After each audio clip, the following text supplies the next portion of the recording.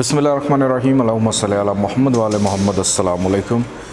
Astrology की class के साथ आपकी खिदमत में हाज़िर। आज हमारी क्लास डिफरेंट टॉपिक्स के ऊपर आज हम डिस्कस करेंगे। आज हमारी क्लास थोड़ी सी लेंथी होगी, लंबी होगी, लेकिन बड़े इंपॉर्टेंट टॉपिक्स हैं जिनको हमने आज डिस्कस करना है। मेन कॉन्सेप्ट्स हैं, इनको हमने क्लियर करना है, समझना है। जिसके अंदर आज हम पढ़ने जा रहे हैं सबसे पहले दोस्त दुश्मन सियारे के कौन कौन से प्लैनेट्स एक दूसरे के दोस्त हैं, कौन से एक दूसरे के एनिमीज़ हैं, और गुड एंड बैड प्लैनेट्स अच्छे कौन से हैं, बुरे कौन से हैं, ये चीज़ें हम पढ़ेंगे। इसके बाद नज़राते सियारगान, एस्पेक्ट्स ऑफ प्लैनेट्स, यानी प्लैनेट्स की नज़र। जिस तरह हर इंसान देखता है, इसी तरह प्लैनेट्स जो हैं उनकी भी नज़र होती है कि जिस भी हाउस में मौजूद होंगे वहाँ से वो किन किन हाउसेस के ऊपर नज़र रखते हैं। फिर इसके बाद हमने पढ़ना है शर्फ हबूत। इसको डेबिलिटेशन एंड एक्सॉल्टेशन कहा जाता है। वैदिक एस्ट्रोलॉजी के अंदर इसको नीच या उच्च भी कहा जाता है। और फिर उसके बाद रेट्रोगेशन पे हम नज़र डालेंगे। रेट्रोगेशन का मतलब यानी उल्टी चाल, उल्टा चलना।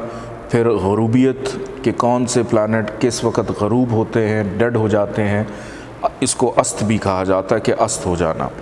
तो ये हमारे टॉपिक्स हैं। लेकिन सबसे पहले सवालात की जानिब मैं बढ़ूँगा। सबसे पहला सवाल, इसके अंदर आप इस वक्त स्क्रीन पे जो सवाल देख रहे हैं, जहाँ ज़ेब मीर साहब ने गुज़िश्ता क्लास में सवाल किया था, और इस सवाल का जब मैंने जवाब दिया, चूँकि लेक्चर मैं भी देख रहा होता हूँ, सुन रहा होता हूँ, तो उससे मैं इतना मुतमईन नहीं था। और चूँकि आप लोगों की तरह मैं भी एस्ट्रोलॉजी का एक स्टूडेंट हूँ, तालिब इल्म हूँ, पढ़ाता ज़रूर हूँ, लेकिन साथ साथ प्रैक्टिस और उसके साथ साथ सीखने के अमल से भी गुज़रता रहता हूँ। तो सवाल इनका ये था कि इफ़ आई मेक माई वैदिक वर्सेस वेस्टर्न बर्थ चार्ट, कि अगर हम वैदिक या वेस्टर्न बर्थ चार्ट बनाएं, I see some of my planets move. For example, Venus goes from 12th house in the Vedic chart to 11th in the Western, and Rahu goes from the 8th house in the Vedic to the 9th house. Implications of such changes are big as the entire house changes. So what should we trust? ये था वो असल की point जो मुझे click किया कि हमें किस पे एतबार करना चाहिए। What's more accurate Vedic versus Western astrology?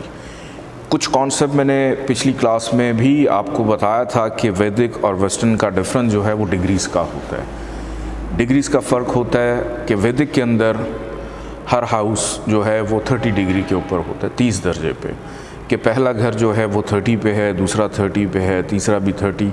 तो इसी तरह ये कंप्लीट करके पूरा अपना सर्कल मुकम्मल करते हैं। लेकिन वेस्टर्न के अंदर कुछ हाउसेस जो हैं वो 30 दर्जे पे नहीं होते। कुछ हाउसेस जो हैं 28 डिग्री पे, 27 डिग्री पे, कुछ इसी तरह चलते हैं। ये बेसिकली इन दोनों का डिफरेंस है। वैदिक एस्ट्रोलॉजी चूँकि एक कदीम एस्ट्रोलॉजी है, जिसको हम यूनानी नजूम के नाम से भी जानते हैं, और वैदिक एस्ट्रोलॉजी इस वक्त एक मॉडर्न एस्ट्रोलॉजी है जिसको हम पढ़ भी रहे हैं, सीख भी रहे हैं, समझ भी रहे हैं। अब इन दोनों के अंदर मुमासलत क्या है कि वैदिक एस्ट्रोलॉजी जो है वो भी ज़ोडिक साइन और प्लैनेट्स बेस है, वेस्टर्न एस्ट्रोलॉजी जो है वो भी ज़ोडिक साइन और प्लैनेट्स बेस है, कि दोनों के अंदर इस्तेमाल होने वाले टूल्स सेम हैं। वेस्टर्न के अंदर 3 ऐसे प्लैनेट्स हैं, यूरेनस, नेपच्यून, प्लूटो, वो भी पढ़ा जाता है। लेकिन वैदिक के अंदर यूरेनस, नेपच्यून, प्लूटो जो है इनको नहीं लिया जाता। उसकी वजह ये है कि ये सोलर सिस्टम के गिर्द अपना पूरा जो चक्कर लगाते हैं वो इतना लंबा, इतना तवील होता है कि एक इंसानी ज़िंदगी की जो उम्र है वो 1 डिग्री भी जितना मूव करते हैं शायद उतनी उनकी एज भी नहीं होती। बहरहाल वैदिक एस्ट्रोलॉजी और वेस्टर्न एस्ट्रोलॉजी के हवाले से सबसे पहले तो ये समझना बड़ा ज़रूरी है कि दोनों की बुनियाद सेम है, कि दोनों की दोनों जो एस्ट्रोलॉजी के स्कूल ऑफ थॉट्स हैं, अब इसके अंदर और भी बहुत सारे स्कूल ऑफ थॉट्स हैं, केपलर के नाम से भी है, फिर नाड़ी के नाम से भी है, फिर बहुत सारे फेंग शुई के नाम से भी एक चाइनीज़ एस्ट्रोलॉजी है, उनके भी अपने स्कूल ऑफ थॉट्स हैं। इसकी एग्जांपल बिल्कुल ऐसे है कि एस्ट्रोलॉजी का बेसिकली मकसद क्या है कि हर इंसान की ज़िंदगी का जो किरदार है उस किरदार की तशख़ीस करना और उसकी तशख़ीस करने के बाद वो ज़िंदगी के जिस भी हालात व वाक़यात से गुज़र रहा है, गुज़रने के बाद उसकी जो प्रॉब्लम्स हैं उसको कैसे रिज़ॉल्व किया जाए, उसको कैसे बेहतर किया जाए। कि मिसाल के तौर पे एक शख्स अगर बीमार है तो वो डॉक्टर को रुजू करता है।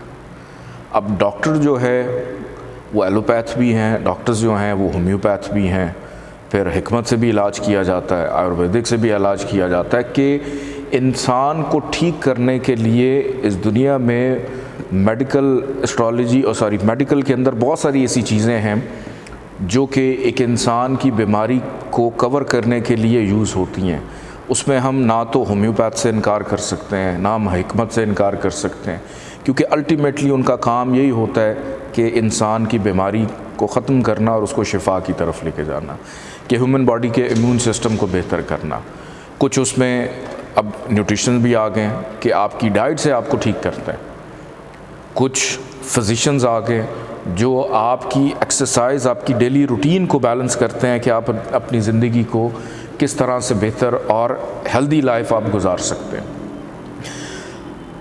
अब इसी तरह वेस्टर्न एस्ट्रोलॉजी और वैदिक एस्ट्रोलॉजी के जो बेसिक टूल हैं वो दोनों के सेम हैं, प्लैनेट्स दोनों के सेम हैं, लेकिन हमें इस चीज़ पे फोकस करना है कि जो बेस और बुनियाद है वो हमने किस तरह से समझनी और किस तरह से उसको अंडरस्टैंड करना है। कि फॉर एग्ज़ाम्पल मैं आपको ये बता दूं कि गाड़ी चलाने का तरीका क्या है। मैं अगर आपको एक कॉपी पे लिख के दे दूं कि इस जगह पे गाड़ी स्टार्ट करने का बटन है, इस जगह पे गाड़ी का गियर है, इस जगह पे गाड़ी की रेस है, इस जगह पे ब्रेक है, यहाँ पे स्टीयरिंग होगा, लेकिन वो जब तक आप ख़ुद उसको चलाएंगे नहीं, आप उसको प्रैक्टिस नहीं करेंगे, मेरा बताना या ना बताना वो एक ही बराबर है।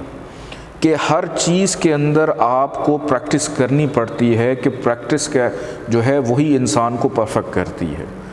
कि आप जब तक अपने बुनियादी कॉन्सेप्ट्स जो हैं उनको क्लियर नहीं कर लेते, जब तक आप अपनी बेस को स्ट्रॉन्ग नहीं कर ले, कि आपके लिए कोई ये 6 माह का कोर्स कर लेने के बाद, जैसे मैंने भी आपको बताया कि मैं तो ख़ुद एक एस्ट्रोलॉजी का तालिब इल्म हूँ, उसको मैं सीख रहा हूँ, समझ रहा हूँ, क्योंकि पढ़ लेने के बाद 2 रास्ते खुलते हैं। पढ़ लेने के बाद आपकी असल प्रैक्टिस शुरू होती है।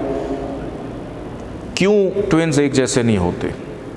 क्यों एक वक्त में मुख्तलिफ माशरों में रहने वाले बच्चे एक जैसे नहीं होते? क्यों एक वक्त में एक शहर में पैदा होने वाले अफराद, उनके हालात व वाक़यात ज़िंदगी के एक जैसे क्यों नहीं होते? ये सारी की सारी चीज़ें आपको प्रैक्टिस करने के बाद समझ आती हैं। कि कुछ चीज़ें ऐसी होती हैं जो हम बेसिक सीखते हैं, कि आप स्कूल में जाएं, एक बच्चा है, उसका तालीम का आगाज़ होता है A फॉर एप्पल से, B फॉर बॉल से, फिर उसके बाद उसको ये बताया जाता है कि आपने अल्फाज को जोड़ना कैसे, अल्फाज का इस्तेमाल कैसे करना है। कि वो जो टूल्स थे A से लेके Z तक पहले वो सिखाए जाते हैं, उनसे मंसूब चीज़ों को बताया जाता है, सिंबल्स बताए जाते हैं कि ये चीज़ इस लेटर से शुरू होती है, इस चीज़ को जब हम इतने हरूफ इसमें मिलेंगे तो ये फ़लाँ चीज़ के स्पेलिंग बन जाएंगे। तो इसी तरह ज़रूरी नहीं कि A के साथ एप्पल ही हो, A से बहुत कुछ हो सकता है, B से बहुत कुछ हो सकता है, C से बहुत कुछ हो सकता है। तो ये बेसिकली टूल्स हैं कम्युनिकेट करने के, गुफ्तगू करने के। इसी तरह प्लैनेट्स जो हैं ये बेसिकली टूल्स हैं जो कि पर्सन टू पर्सन वेरी करते हैं, किसी की ज़िंदगी के हालात व वाक़यात और उसके किरदार, उसके फाइनेंस और उसकी जो भी ज़िंदगी के मामलात हैं कि हमने उसको किस तरह से ड्राइव करना है। तो जब ये बेसिक्स आप सीख जाएंगे, जब आप इसकी बेसिक आपकी स्ट्रॉन्ग हो जाएगी, तो आप ख़ुद से रिसर्च करें, आप ख़ुद से प्रैक्टिस करें कि आपने अगर वैदिक में जायचा बनाया है तो उसकी इंटरप्रिटेशन क्या आ रही है, आपने अगर वेस्टर्न में जायचा बनाया है उसकी इंटरप्रिटेशन क्या आ रही है। दोनों के मुताबिक आपकी ज़िंदगी के हालात व वाक़यात किस चीज़ में मैच कर रहे हैं। कि अगर आपने गाड़ी लेनी थी, आप वेस्टर्न में जायचा बना रहे हैं तो उसमें तो आ नहीं रहा था, वैदिक में आपने बनाया, उसमें फ़लाँ दशा चल रही थी, इस वजह से मैंने गाड़ी ले ली। तो ये चीज़ें आप लोगों ने करनी है, आप लोगों ने सीखनी है। और आगे चल के जो ट्रस्ट का वर्ड है ना, ट्रस्ट बेसिकली उस वक्त आपको आता है जब आपको अपनी प्रैक्टिस पे कॉन्फिडेंस होना शुरू हो जाए, जब आप इतने कॉन्फिडेंट हो जाएं कि हम जो भी फार्मूलाज अप्लाई कर रहे हैं, हम जो भी प्लैनेट्स की इंटरप्रिटेशन कर रहे हैं, उसमें आप ख़ुद कितने ज़्यादा कॉन्फिडेंट हैं। अगर आप कन्फ्यूजन का शिकार रहेंगे, जैसे वो कहते हैं ना, नीम हकीम ख़तरा जान, कि आप मुख्तलिफ़ टोटके करते हैं तो आप कभी भी ठीक नहीं होते, कभी भी आप ठीक नहीं हो पाते। तो आपको सबसे पहले एक असूल को फॉलो करना है। सबसे पहले आपको एक चीज़ समझनी है। अगर आपको गाड़ी चलाना, ड्राइव करने का प्रोसीजर आता है तो आपके सामने गाड़ी बड़ी हो, छोटी हो, बस हो, ट्रक हो, आपको पता है कि हर चीज़ इसी तरह ही चलती है, लेकिन उसको कंट्रोल करने का तरीक़ाकार मुख्तलिफ है, उसको बैलेंस करने का तरीक़ाकार मुख्तलिफ है। कि एक छोटे बच्चे को जब आप डील करते हैं तो उस वक़्त आपका रवैया कुछ और होता है, दोस्तों के साथ रवैया कुछ और होता है, बुज़ुर्गों के साथ रवैया कुछ और होता है, अपने शरीक हयात के साथ आपका रवैया और है, महबूब के साथ आपका रवैया जो है वो कुछ और चल रहा है। तो ये सारी की सारी बात आपने माँ से भी करनी है, बात आपने बाप से भी करनी है, बात आपने भाई से भी करनी है, बात आपने बच्चे से भी करनी है। वही अल्फाज जो सीखे हैं, वही सारी चीज़ें आपने बोलनी है, लेकिन किस चीज़ की ज़रूरत है बोलने की। तो ये सारी की सारी चीज़ें आपको उस वक्त आती हैं। ट्रस्ट आपको तब होता है कि जब आपका कॉन्फिडेंस लेवल इतना इम्प्रूव हो जाए अपने इल्म के ऊपर, अपने नॉलेज के ऊपर। लेकिन उसमें कहीं ना कहीं ये पहलू रखें कि हमने इसको भी कहीं ना कहीं सीखते रहना है, समझते रहना है, अपनी अंडरस्टैंडिंग को आपने क्लियर करते रहना है। हम ना वेस्टर्न एस्ट्रोलॉजी से जो है इख्तलाफ रखते हैं, ना हम वैदिक एस्ट्रोलॉजी से इख्तलाफ रखते हैं। हमारा जो मेन चीज़ है वो इसके अंदर यही है कि हमने एस्ट्रोलॉजी को बेहतर अंदाज में उन टूल्स को पकड़ लेना है, उन टूल्स को सीख लेना है कि जैसे हथियार है, आप हिफाजत के लिए इस्तेमाल करें या आप किसी को नुकसान पहुंचाने के लिए इस्तेमाल करें। इस्तेमाल दो हैं कि छुरी के काटने के लिए भी काम आती है, किसी को नुकसान पहुंचाने के लिए भी काम आती है। तो इसी तरह मेडिकल साइंस भी जितनी तरक्की कर चुकी है उसके अंदर भी बहुत सारी ऐसी चीज़ें हैं जो वक्त के साथ साथ बदलती गई हैं। कि मिसाल के तौर पे आप कोई ख़वातीन में से अगर हम देखें, जैसे कोई औरत है वो प्रेग्नेंट हो जाती है, तो अब साइंस इतनी तरक्की कर चुकी है कि अल्ट्रासाउंड के अंदर आपको ये मालूम हो जाता है कि जेंडर क्या है, मेल है कि फ़ीमेल है। बट समटाइम ऐसा होता है कि जब डिलीवरी के बाद जब बच्चा इस दुनिया में आता है तो आप हैरान हो जाते हैं कि हमें अल्ट्रासाउंड में तो कुछ और बताया गया था और पैदा होने के बाद कुछ और कुछ ऐसे एक्सपर्ट्स भी होते हैं कि जो एक झलक देखते हैं और बता देते हैं कि फ़लाँ जेंडर है, कि एक पेट में मौजूद वो जो नौमौलूद बच्चा है उसकी एनाटॉमी को देख के समझ जाते हैं कि ये मेल की है या फीमेल की है, और वो डायग्नोज कर कि वहाँ पे भी एक्सपर्ट ओपिनियन काउंट करता है। तो आपने वो एक्सपर्ट बनना है। जब तक आप उस तरह से चीज़ों को लेके नहीं चलेंगे कि कुछ डॉक्टर्स ऐसे हैं कि वो पहले टेस्ट करवाते हैं, कुछ ऐसे भी हैं जो सिर्फ नब्ज़ देख के बता देते हैं आपको बीमारी क्या। तो एस्ट्रोलॉजी के अंदर आपने नब्ज़ पकड़नी है, आपने वहाँ तक पहुँचना है। आप एक्सरे करवाने के बाद आपको पता चलता है कि फ़लाँ हड्डी टूटी हुई है, लेकिन जब कोई क्लाइंट आपके पास आता है, आप उसको देखते हैं, आपका अपना कॉन्फिडेंस इतना बिल्टअप होना चाहिए कि आपको देखते ही पता चल जाए, या उसका जायचा देख के आपको एटलीस्ट ये पता चल जाए कि कौन कौन सी चीज़ें उसके जायचे में फॉल कर रही हैं। ये होता है आपका एक्सपर्ट ओपिनियन जो प्रैक्टिस से आता है। कई दफ़ा बहुत सारे ऐसे जायचे मेरी नज़र के सामने से गुज़रते हैं कि मुझे भी कई दफ़ा नहीं समझ आ रही होती, और कई दफ़ा ऐसे जायचे उसके लिए मैं फिर टाइम लेता हूँ, उस पर वर्किंग करता हूँ, क्योंकि आपके माइंड को भी, आपके माइंड की थेरेपी भी बड़ी ज़रूरी है।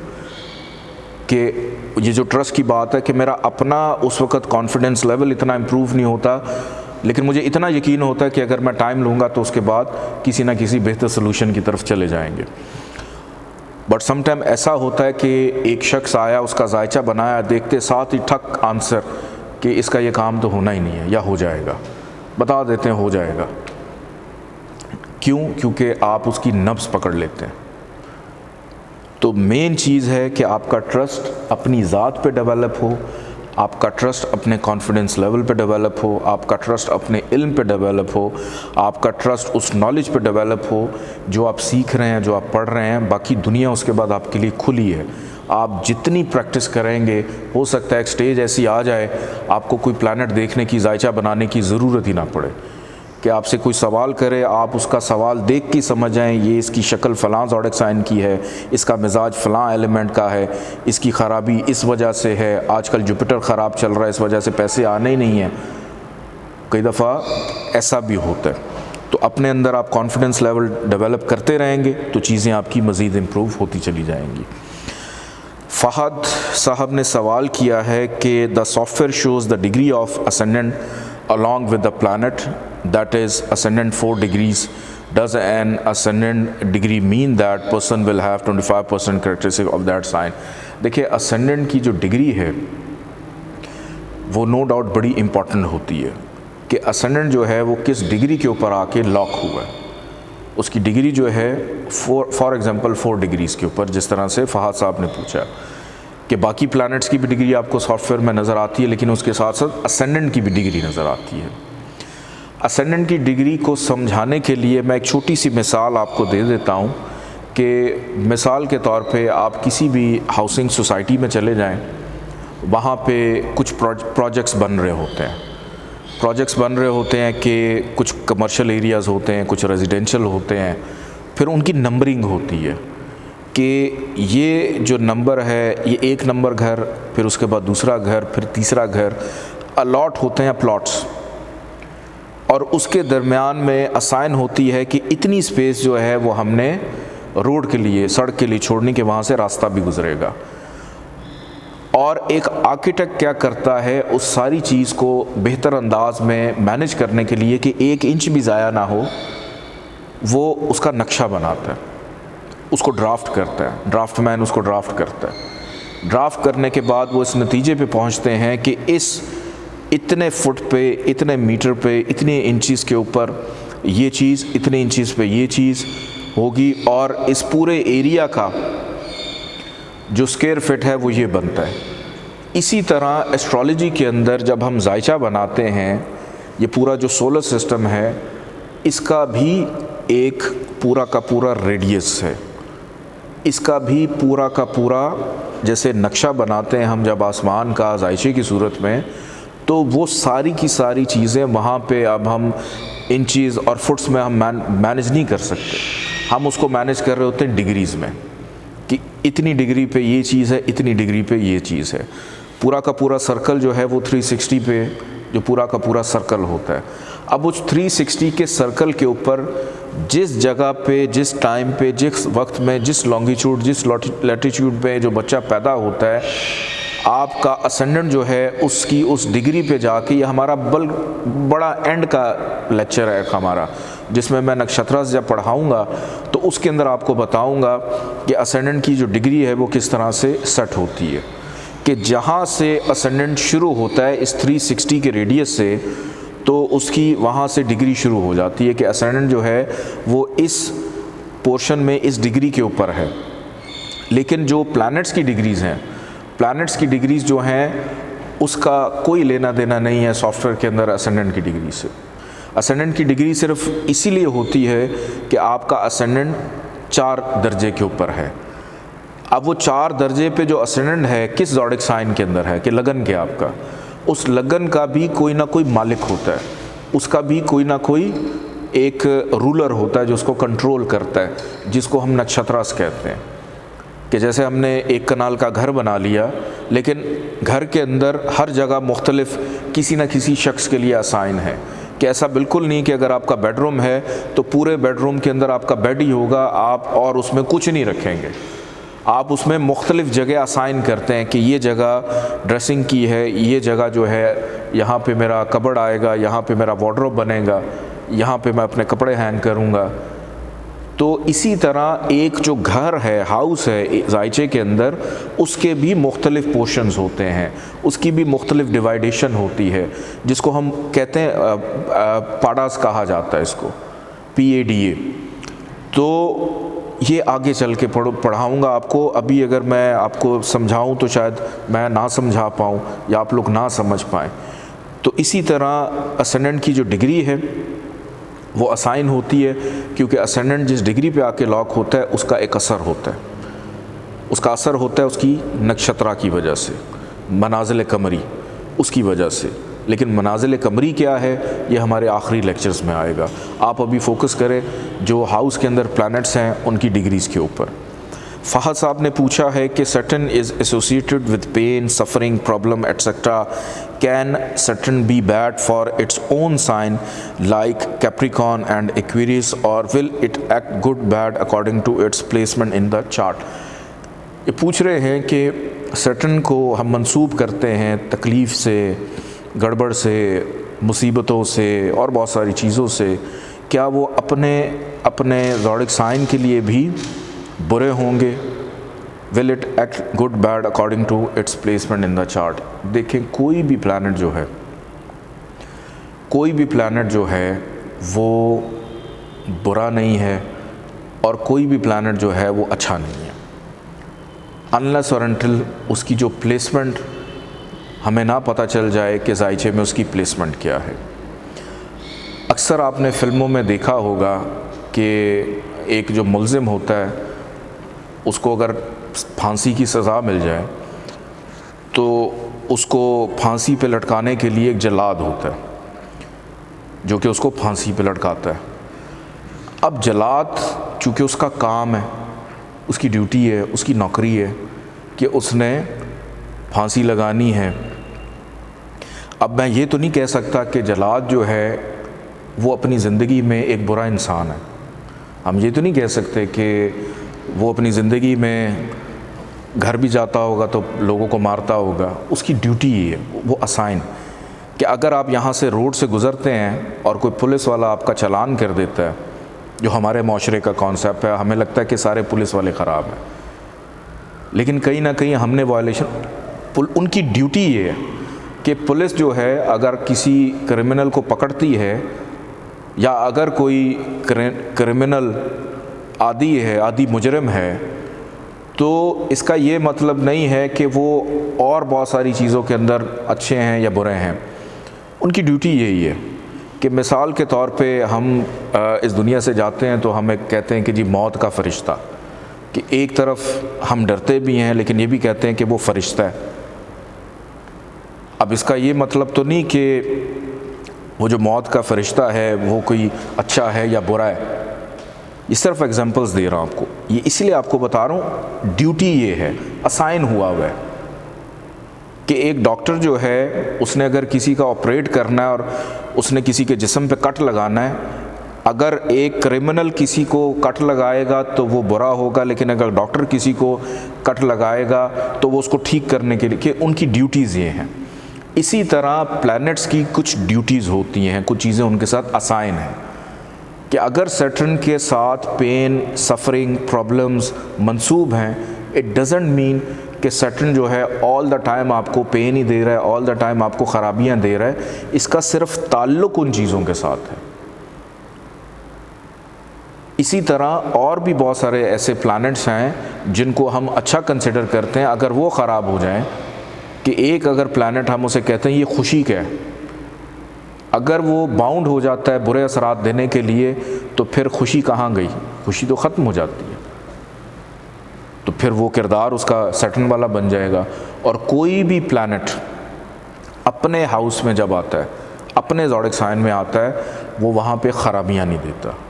बिल्कुल ऐसे कि आप सारा दिन शहर में दंदराते रहें, लोगों को तंग करते रहें, लोगों को लूटते रहें, लोगों को तकलीफ़ देते रहें, लोगों को परेशान करते रहें, और जब आप अपने घर में आ जाते हैं तो घर में आके कम से कम आप बदमाश नहीं होते, वहाँ पे आप शरीफ बन जाते हैं। क्यों? क्योंकि वहाँ पे आपने सोना है, वहाँ पे आपने खाना है, आपको शेल्टर महसूस होता है। तो इसीलिए कोई भी प्लैनेट जो है वो अपने हाउस में आके वो बुरा नहीं होता, वो अच्छा ही रहता है कि कम से कम अपने घर में ख़राबी नहीं होता। तो इसी तरह कोई भी प्लैनेट अच्छा बुरा नहीं, डिपेंड करता है उसकी प्लेसमेंट क्या है, उसके साथ चीज़ें मंसूब क्या हैं। सादिया ने पूछा है, if in Libra ascendant is in 26 degrees and Venus is 21 degrees, is the 8th house, what is the impact of this birth chart, explain this condition. कि इन्होंने पूछा है कि अगर कोई असेंडेंट जो है वो 26 डिग्री पे है और उसी जायचे के अंदर वीनस जो है 8वें घर में आ जाए और वो 21 डिग्री के ऊपर हो, तो इसका इम्पैक्ट जो है वो क्या होगा। अब लिब्रा असेंडेंट है, हम यहाँ से चले जाते हैं जायचे पे कि मिसाल के तौर पे, अच्छा जी, इन्होंने पूछा है कि लिब्रा असेंडेंट के अंदर ये लिब्रा असेंडेंट है और वीनस जो है वो यहाँ पे आ जाए इस जगह पे 8वें घर में। अब वीनस का ये अपना घर बनता है, ये वीनस का अपना भी हाउस है, लगन का भी मालिक है कि जो भी साहिब जायचा है वो ख़ुद उठा और जाकर बैठ जाता है 8वें घर के अंदर और वो उसका अपना घर है। यानी एक ऐसी जगह पे बैठा हुआ है जिसका ताल्लुक़ है नाउमीदी से, मायूसी से, कि एक नहस घर में जाके बैठा हुआ है। जब हम इसकी प्रैक्टिस करना शुरू करेंगे तब मैं आपको डिटेल में बताऊंगा। अभी मैं आपको इसका इतना सा जवाब देता हूं कि साहिब जायचा जो है वो उस रेडियस में जाके बैठ गया जिसका ताल्लुक़ हर्डल से है, जिसका ताल्लुक़ नाउमीदी से है, जिसका ताल्लुक़ मायूसी से है। घर उसका अपना ही है कि वो चाहे तो उन चीज़ों पे काबू पा सकता है, वो चाहे तो हौसलामंद हो सकता है, वो चाहे तो नाउमीद हो सकता है कि चीज़ें उसके कंट्रोल और इख्तियार में चली जाती हैं कि वो चीज़ों पे किस तरह से काबू पाता है। अगला सवाल गुलशन ने किया है, इन्होंने पूछा है कि बाएं कान का ताल्लुक़ मरीख के साथ है और अगर दोनों कानों में सुराख और पस हो जाए तो इसका ताल्लुक़ किस सयारे से होगा।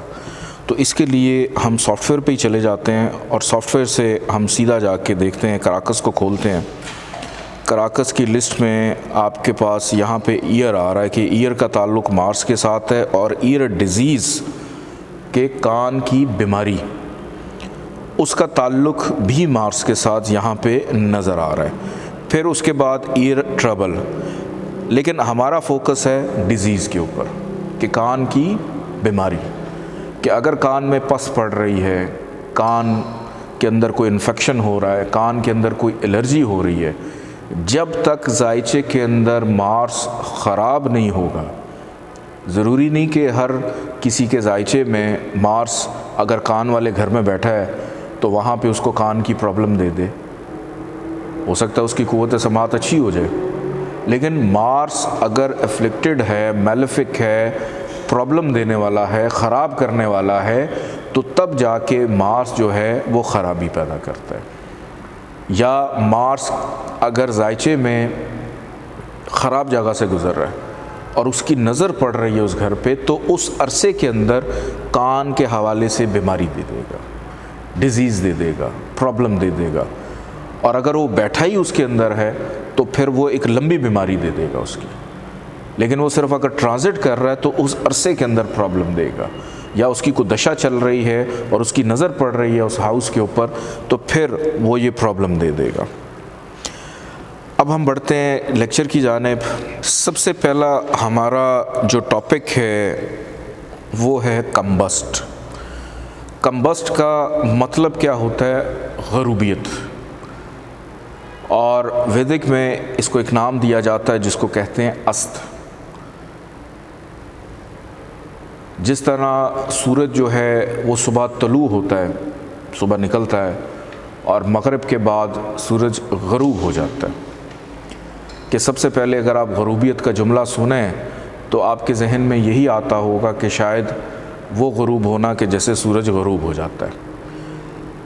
यहाँ पर मैं एक चीज़ आपको वाज़ेह करता चलूँ कि ये वो ग़रूबियत नहीं है जो शम्स की हम रोज़ रात को मगरिब के टाइम पे देखते हैं। ये वो ग़रूबियत नहीं। ये ग़रूबियत क्या है? ये ग़रूबियत ये है कि सबसे पहले सन को समझें कि sun is the only source of energy in the solar system, कि पूरे के पूरे निज़ाम शमसी में 12 मंतक़तुल बुरूज में तमाम सयारों को जो एनर्जी, क़ुव्वत और ताकत दे रहा है, जो रोशनी दे रहा है, वो एक ही सयारा है और वो है सन, जिसको हम शम्स कहते हैं। और सन जो है ये अपने अंदर इतनी रोशनी रखता है, इतनी ताकत रखता है कि इसके सामने कोई भी चीज़ आकर खड़ी हो जाए तो वो अपना असर और ताकत खो देती है। फॉर एग्ज़ाम्पल, जब रात होती है हम लोग लाइट्स ऑन कर लेते हैं।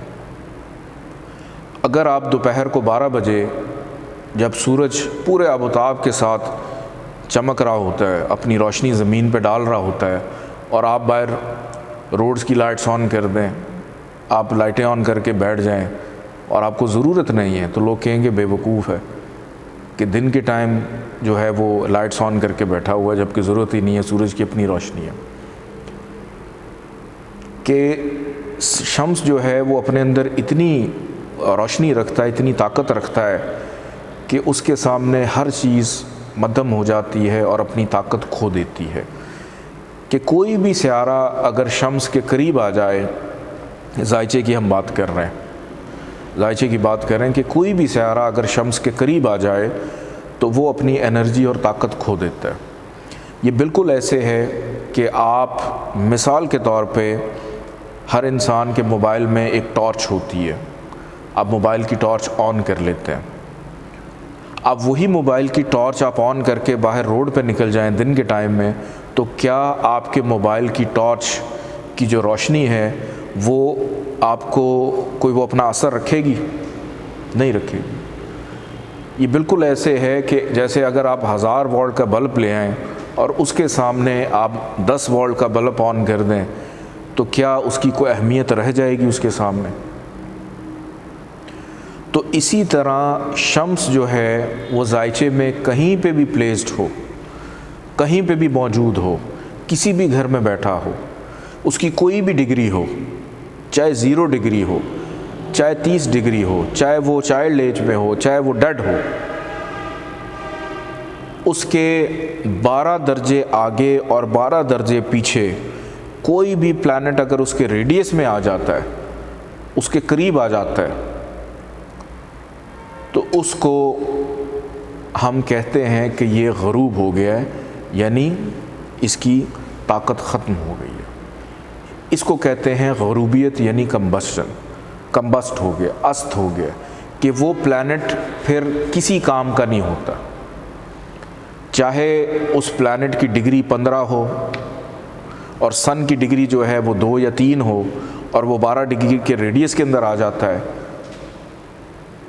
तो वो प्लैनेट अपना असर और ताकत खो देता है। कि हमने अभी तक जो पढ़ा एज ऑफ प्लैनेट्स में कि हर प्लैनेट की एक डिग्री होती है, लेकिन कम्बस्ट के लिए, ग़रूबियत के लिए, अस्त के लिए आप अपने जहन में रखें, सन की कोई भी डिग्री होगी, वो कहीं पे भी बैठा होगा और उससे 12 दर्जे आगे और 12 दर्जे पीछे कोई भी प्लैनेट जो है वो जाकर बैठ जाए, चाहे वो फुल डिग्री का क्यों ना हो, वो अपना असर और ताकत खो देता है। वो अपना काम बिल्कुल नहीं करता, उसको फिर हमें एक्टिव करना पड़ता है, उसको हमें वेंटिलेटर के ऊपर डालना पड़ता है कि वो ज़िंदा रहे। अब वेंटिलेटर पर डालने के लिए क्या होगा? आप उसको स्टोन्स पहनाएंगे, आप उस प्लैनेट से रिलेटेड उसकी थेरेपीज़ करेंगे ताकि उसको वो एनर्जी, ताकत, क़ुव्वत मिलती रहे जो उस प्लैनेट ने काम करना है। कि फ़ॉर एग्ज़ाम्पल एक शख्स है, उसके ज़ायचे में फाइनेंस का लॉर्ड डेड हो जाता है, यानी ग़रूब हो जाता है, कम्बस्ट हो जाता है, और बैठा अच्छी हालत में लेकिन ग़रूबियत का शिकार है, तो हमेशा वो शख्स ये रोता धोता रहेगा कि मेरे पास तो पैसे ही नहीं है। कि ज़ायचे में राज योग लगा हुआ है, बादशाह बनने का योग लगा हुआ है, लेकिन वो योग फ़ायदा ही नहीं देगा अगर वो कम्बस्ट हो जाता है। कि ज़ायचे में शोहरत का योग लगा हुआ है, लेकिन वो प्लैनेट अगर कम्बस्ट हो जाएगा तो फ़ायदा नहीं होगा। बीमारी की बात करता हूँ कि अगर छठा घर उसका सयारा कम्बस्ट हो जाता है, वो शख्स बीमार होगा, उसको कभी शिफा ही नहीं मिलेगी, क्योंकि जिस सयारे ने बीमारी के बाद शिफा देनी थी वो डेड पड़ा हुआ है। तो किसी भी जायचे के अंदर कोई भी प्लैनेट किसी भी हालत में अगर कम्बस्ट हो जाए, उसको एक्टिव लाजमी करना होता है। कि अगर आपके फाइनेंस का लॉट ख़राब है तो ना आप कमा रहे हैं, ना आप खर्च कर रहे हैं, आपके बाकी सिलसिले डिस्टर्ब हैं। अगर आप बीमार हो रहे हैं तो आपको शिफा ही नहीं मिल रही है। आपने काम शुरू किया तो स्टेबिलिटी नहीं आ रही है। चाहे 8वां घर नहज घर ही क्यों ना हो, नहज घर के अंदर कोई प्लैनेट कम्बस्ट क्यों ना हो जाए, कहीं पे भी कम्बस्ट हो, उसको जब तक आप एक्टिव नहीं करेंगे वो नफ़ा नुकसान हर चीज़ उसकी ख़त्म, वो हाउस ही डेड हो जाता है पूरा। कि आपके जायचे में से एक तरह से वो हाउस माइनस हो जाता है अगर उसका लॉर्ड प्लैनेट जो है डेड हो जाए, यानी कम्बस्ट हो जाए। आपके सामने छोटी सी एक डायग्राम बनी हुई है कि सन फॉर एग्ज़ाम्पल अगर 15 डिग्री पे है और उससे आगे मार्स बैठा हुआ है 25 डिग्री पे, तो ये कितनी डिग्रीज़ बनती हैं? ये बनती हैं 10 दर्जे का फासला इसके साथ, कि अगर आप 15 में 10 जमा करेंगे तो 25 बन जाएगा। मार्स 12 डिग्री के रेडियस के अंदर आ चुका हुआ है। इसी तरह लेट्स सपोज सन जो है उससे पीछे मरकरी बैठा हुआ है, 10 डिग्रीज़ के ऊपर है, और सन 15 डिग्री पे, तो मरकरी भी कम्बस्ट हो जाता है, डेड हो गया। फॉर एग्ज़ाम्पल सॉफ्टवेयर पे चलते हैं, कोई भी मिसाली जायचा खोल लेते हैं। ये इस वक्त आपके सामने मैं एक जायचा खोल लेता हूँ। लेट्स सपोज सन जो है इस जायचे के अंदर आप देख रहे हैं कि मौजूद है यहाँ पे 23 डिग्रीज़ के ऊपर। अब इस हाउस के अंदर तो आपको नज़र नहीं आ रहा कि कोई और प्लैनेट है, तो आप खुश हो जाएंगे, चलो शुक्र है जान छूटी, कोई भी प्लैनेट जो है वो कम्बस्ट नहीं है। लेकिन सन का मैंने आपको बताया कि यहाँ से 12 डिग्रीज़ आगे काउंट करनी है हमने। हमें ये देखना है कि अगला हाउस शुरू हो रहा है और वहाँ पे मार्स बैठा हुआ है 8 दर्जे के ऊपर। मार्स की डिग्री कितनी है? यहाँ पे आ रही है 8 दर्जे के ऊपर बैठा हुआ है मार्स। कि अगर आप 23 डिग्री के अंदर 12 को जमा करें तो कितना बनता है? 23, 24, 25, 26, 27, 28, 29, 30, 1, 2, 3, 4, 5। कि अगर मार्स इस जायचे में 5 दर्जे पे होता, 8 डिग्री पे अगर 5 दर्जे पे होता, भले वो अगले हाउस में है, तो मार्स कम्बस्ट हो जाना था। उसके लिए ये ज़रूरी नहीं है कि सन जो है जिस हाउस में होगा सिर्फ़ उसी हाउस में आने वाले सियारों को गरूब करेगा। अगर 30 दर्जे के बाद भी उसका 12 डिग्री का रेडियस मुकम्मल नहीं हो रहा, तो वो अगले घर में बैठे हुए प्लैनेट्स को भी डेड कर सकता है। और यहाँ पे आप देख रहे हैं मरकरी भी मौजूद है। मरकरी बैठा हुआ है कितनी डिग्रीज़ पे? 6 डिग्री पे बैठा हुआ है। कि अगर मरकरी 1 दर्जे और पीछे होता 5 पे, तो मरकरी ने भी कम्बस्ट हो जाना था। कम्बस्ट के लिए ये फॉर्मूला अप्लाई नहीं होता कि सिर्फ हम उस ख़ास घर को ही देखते हैं।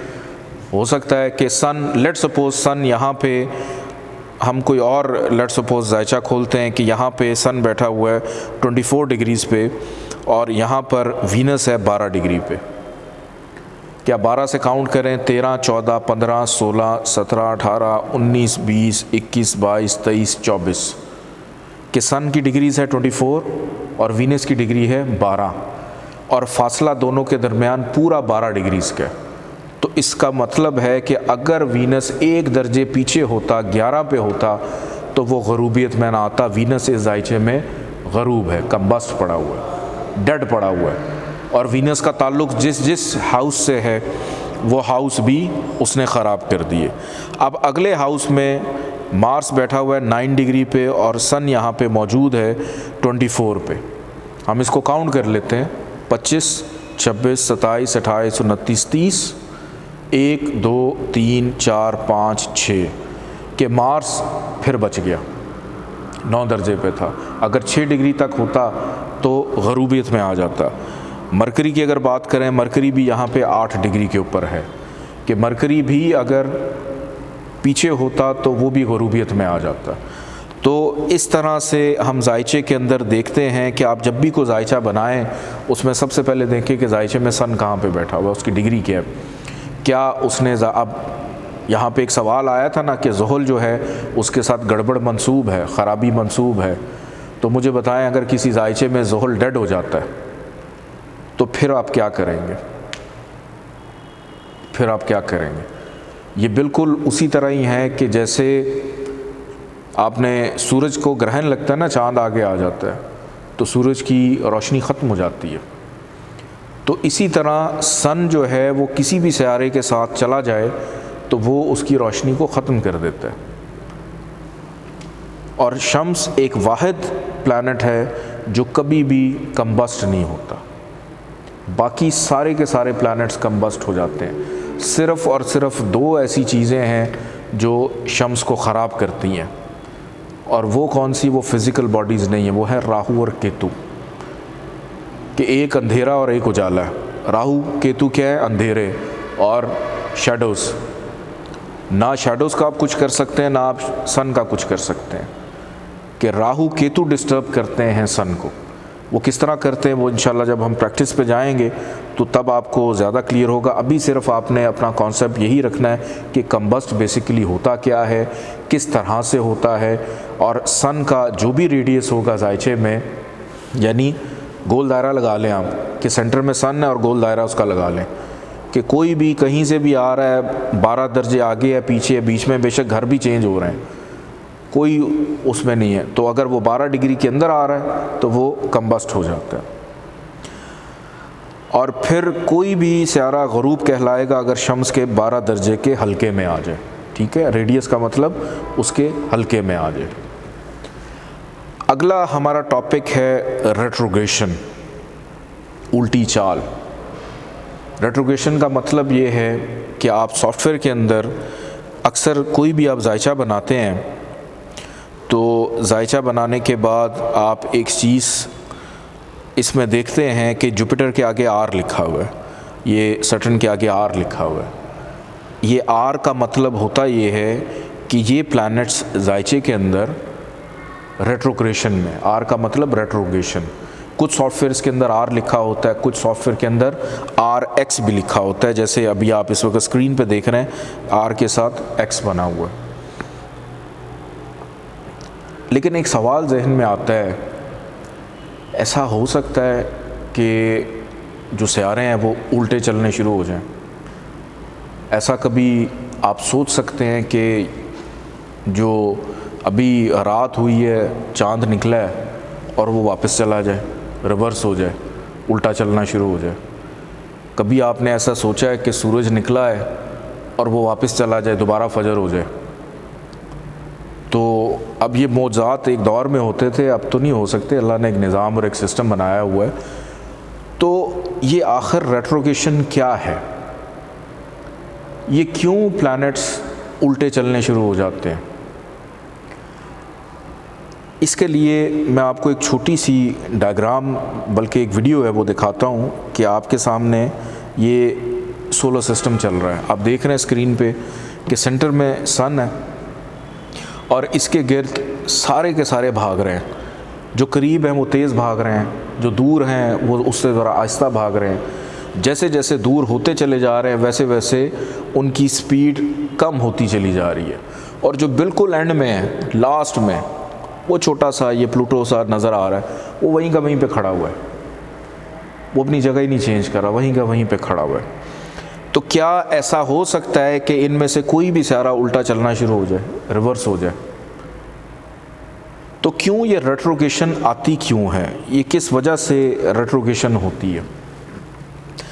ये रेट्रोग्रेशन, आजकल मौसम चेंज हो रहा है, सर्दी आ रही है, पहले गर्मी थी। साइंस ये कहती है, जो वेदर के एक्सपर्ट्स ये कहते हैं, नासा के एक्सपर्ट्स ये कहते हैं, इस मंतक़तुल बुरूज को पढ़ने वाले एक्सपर्ट्स ये कहते हैं कि जब भी ज़मीन सूरज के करीब चली जाती है तो गर्मी हो जाती है और सूरज से जब वो दूर हो जाती है तो सर्दी आ जाती है, यानी करीब और दूर आने का कॉन्सेप्ट है। ये कॉन्सेप्ट नहीं है कि उल्टी हो जाती है। तो इसी तरह सोलर सिस्टम के अंदर आप देख रहे हैं कि यहाँ पे आपको नज़र आ रहा होगा, ये एक सोलर सिस्टम जिस पे तमाम प्लैनेट्स मूव करते हैं, इसको कहते हैं एक्लिप्टिक प्लेन, यानी एक सरफेस है जिसके ऊपर तमाम सितारे अपने अपने मदार में घूम रहे हैं। लेकिन कुछ जगह पे सूरज से उनका फ़ासला ज़्यादा है, कुछ जगह पे सूरज से फ़ासला उनका कम होता है। कुछ जगहों पे शम्स से उनका फ़ासला ज़्यादा है, कुछ जगह से उनका फ़ासला कम है। फॉर एग्ज़ाम्पल आजकल क्रिकेट का वर्ल्ड कप चल रहा है, उसके अंदर आप देखते हैं कि ग्राउंड के सेंटर में 2 खिलाड़ी होते हैं और बाकी फील्ड के अंदर आपको 11 खिलाड़ी नज़र आ रहे होते हैं। और अगर कोई प्लेयर 6 लगाता है तो ग्राउंड के कुछ मुख्तलिफ हिस्से ऐसे होते हैं जहाँ से बाउंड्री करीब होती है, कुछ जगह से बाउंड्री लाइन दूर होती है। इसका ये मतलब तो नहीं है कि जो प्लेयर है वो 6 अगर ज़्यादा वाली जगह पे कहेगा मैंने नहीं लगाना, मैंने बस छोटी जगह पे लगाना है। उसके लिए पूरा का पूरा वो रेडियस होता है, वो एक्लिप्टिक प्लेन होता है कि वो कहीं पे भी खेल सकता है। तो इसी तरह सन के गिर्द घूमने वाले जो प्लैनेट्स हैं, जब वो ज़मीन सन से करीब या थोड़ा दूर होते हैं तो उनके डिग्रीज़ में थोड़ा सा फ़र्क आता है। जैसे बचपन में आप कभी ट्रेन का सफ़र करें तो ट्रेन के अंदर आप ट्रेन की खिड़की से बाहर देखें, दूर कहीं आपको कोई पहाड़ी, कोई दरख्त नज़र आ रहा होगा, जो दूर कहीं को जो चीज़ होगी वो बहुत आहिस्ता आहिस्ता मूव कर रही होगी, लेकिन जो नज़दीक आपके चीज़ होगी वो बहुत जल्दी जल्दी गुजर जाएगी। कि अगर आप गाड़ी में जाते हैं, आप हाईवे पे जा रहे हैं तो आपको विंडो से नज़र आ रहा है कि दूर एक पहाड़ी है, दूर कोई दरख्त है, दूर कोई बिल्डिंग है, वो बड़ी आहिस्ता आहिस्ता मूव कर रही है, लेकिन जो नज़दीक चीज़ें वो जल्दी जल्दी गुजर रही हैं। लेकिन जब रास्ते में सड़क यूँ बल खाती है तो कई दफ़ा होता ये कि जो दूर की चीज़ थी वो जो पीछे हल्की हल्की जा रही थी वो आगे जाना शुरू हो जाती है। कि आपकी जो रोड है वो अपनी थोड़ी सी डायरेक्शन जो कर लेती है कि जिसकी वजह से जो दूर की चीज़ थी वो पहले पीछे जा रही थी, अब आहिस्ता आहिस्ता आगे जानी शुरू हो जाती है। इसका ये कतन मतलब नहीं होता कि आप अपनी डेस्टिनेशन पे नहीं जा रहे, आप वापस जाना शुरू हो गए। डायरेक्शन आपकी वही है, आपने पहुंचना अपनी डेस्टिनेशन पे ही है। लेकिन हो क्या रहा है? हो ये रहा है कि रास्ते में जो आपका फ़ासला, उस पिन पॉइंट जो दूर की बिल्डिंग से आप देख रहे हैं, आपका जो फ़ासला है वो आपके रास्ते के ज़िग-ज़ैग होने की वजह से, थोड़ा बहुत करीब या दूर जाने की वजह से वो कभी करीब आ रहा है, कभी दूर जा रहा है, कभी पीछे जा रहा है, कभी आगे जाता हुआ नज़र आता है। लेकिन चल आप उसी स्पीड में रहें, आप चल उसी डायरेक्शन में रहें। ये सिर्फ फासलों की वजह से जैसे आँख का धोखा होता है ये। तो इसी तरह प्लैनेट्स जो हैं वो जब सूरज के गिर्द चक्कर लगा रहे होते हैं तो वो अपने उस रेडियस के अंदर, उस मदार के अंदर जब थोड़ा सा दूर जाते हैं, अपना फैलाव बढ़ाते हैं उससे, तो उनकी डिग्रीज रिवर्स होती हैं। कि अगर वो 26 दर्जे पे थे, अब वक्त आ गया उनका ज़रा दूर से चक्कर लगाने का, तो उस वक़्त उनकी डिग्रीज कम होती हैं क्योंकि उन्होंने उस घर का सर्कल 30 दर्जे में पूरा करना है। तो 30 दर्जे में मुकम्मल करने के लिए उनको थोड़ा सा रिवर्स होना पड़ता है। और कोई भी प्लैनेट जब रेट्रोग्रेशन की तरफ जाता है तो उसकी 3 गुना इंटेंसिटी बढ़ जाती है, उसकी 3 गुना ताकत बढ़ जाती है। अच्छा होगा तो बढ़ जाएगी, बुरा होगा तो उसकी ताकत बढ़ जाती है। तो रेट्रोग्रेशन का मतलब ये होता है कि कोई भी प्लैनेट रिवर्स चलना शुरू हो जाए, यानी उसकी डिग्री रिवर्स होनी शुरू हो जाए, उसको रेट्रोग्रेशन कहा जाता है। लेकिन इसका ये कतन मकसद नहीं कि प्लैनेट उल्टे चलते हैं। ये सिर्फ आपको समझाने के लिए मैं बता रहा हूँ, कुछ एग्जांपल्स दे रहा हूँ। और कुछ ऐसे प्लैनेट्स और शैडोज़ हैं जैसे सन एंड मून, नेवर रेट्रोग्रेड, ये कभी जायचे में रेट्रोग्रेड नहीं होते। Rahu, Ketu always move in retrogression. कि आपके सामने जब कोई जायचा आता है, फॉर एग्ज़ाम्पल आपके सामने ये जायचा है, स्क्रीन पे आप देख रहे हैं, अब ये जायचा जो है, इसके जितने भी प्लैनेट्स हैं वो सारे के सारे एंटी क्लॉकवाइज चलते हैं कि पहले घर के बाद दूसरा, दूसरे के बाद तीसरा, तीसरे के बाद चौथा। लेकिन राहु केतु जो हैं ये उल्टे चलते हैं कि ये पहले से 12वां, 12वें से 11वां, 11वें से 10वां, ये इस तरह ऑलवेज रेट्रोगेशन में। और सन और मून जो हैं ये कभी भी रेट्रोग्रेड नहीं होते। बाकी जितने भी प्लैनेट्स हैं, मार्स है, मरकरी है, वीनस है, जुपिटर है, सैटर्न है, ये सारे के सारे रेट्रोग्रेड होते हैं।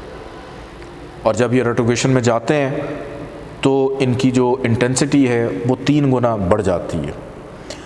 नेक्स्ट हमारा टॉपिक है शर्फ, हबूत, उच्च, नीच, एक्सॉल्टेशन, डिबिलिटेशन, यानी एक ही चीज़ के मुख्तलिफ नाम हैं। एक्सॉल्टेशन एंड डिबिलिटेशन, इसको पढ़ने से पहले इसका कॉन्सेप्ट समझना बड़ा ज़रूरी है। एक्सॉल्टेशन एंड डिबिलिटेशन एस्ट्रोलॉजी के अंदर ये एक थ्योरी है, एक टर्म है जो किसी भी प्लैनेट को बाउंड कर देती है। उसने अच्छे असर देने हैं या बुरे असर देने हैं, यानी बाउंड हो जाते हैं। जैसे आप इस वक्त मेरे सामने बैठी हैं, आप इस वक्त लेक्चर अटेंड कर रही हैं। अब जब तक ये लेक्चर ख़त्म नहीं हो जाता आप बाउंड हैं कि आपने इस लेक्चर को गौर से सुनना है जब तक ये क्लास ख़त्म नहीं हो जाती। इसी तरह हम किसी डॉक्टर के पास अपॉइंटमेंट लेते हैं, उसके क्लिनिक में चले जाते हैं, वहाँ पे रश होता है, आपको एक टोकन नंबर असाइन कर दिया जाता है कि आपकी बारी जो है इतने लोगों के बाद आएगी। अब आप बाउंड हो गए हैं तब तक वहाँ पे वेट करने के जब तक आपकी बारी नहीं आ जाती। आपके घर में कोई बड़ा है, कोई बुज़ुर्ग है, आप जब उनसे मिलते हैं तो आप बाउंड होते हैं उनका अदब करने के लिए, एहतराम करने के लिए। तो इसी तरह आपकी ज़िंदगी में बहुत सारी ऐसी चीज़ें हो जाती हैं जिसमें आप बाउंड हो जाते हैं कि और कोई रास्ता नहीं होता कुछ करने के लिए। कि मैं अभी आप लोगों को पढ़ा रहा हूँ, को अल्लाह ना करे कोई ऐसी कोई बात हो जाए तो अलग बात है, लेकिन जब तक ये लेक्चर ख़त्म नहीं होगा मैं बाउंड हूँ कि मैंने इस लेक्चर को वाइंड अप करना और ख़त्म करना और आप लोगों तक वो इल्म, वो नॉलेज जो आज के लेक्चर का है वो मुंतकिल करना और आप लोगों को बेहतर अंदाज में समझाना है। यानी मैं बाउंड हो गया पढ़ाने के लिए, बाउंड हो गया सुनने के लिए। कि ये उसी तरह है कि जैसे आप रोड पे जाते हैं, वहाँ के कुछ असूल होते हैं, कुछ जगहों पे आप बाउंड के ज़ेब्रा क्रॉसिंग जो है वो आप इस तरह से वहाँ, यहाँ पे तो हम गाड़ी फैलान के ले जाते हैं, कोई गुज़र भी रहा उसको भी उड़ा के ले जाते हैं साथ। लेकिन दूसरे माशरों में आप बाउंड होते हैं कि आपने वेट करना है जब तक आपकी ग्रीन लाइट नहीं हो जाती, आप चल नहीं सकते, कोई ज़ेब्रा क्रॉसिंग से गुज़र ना जाए, आप बाउंड हैं। आप अगर कहीं पे कोई रूहानी महफ़िल में चले जाते हैं तो वहाँ पे बाउंड हो जाते हैं कि यहाँ पे मैंने कोई बदअखलाक़ी नहीं करनी है, मैंने बाउंड है, मैं बस अदब के साथ बैठा हुआ सुन रहा हूँ।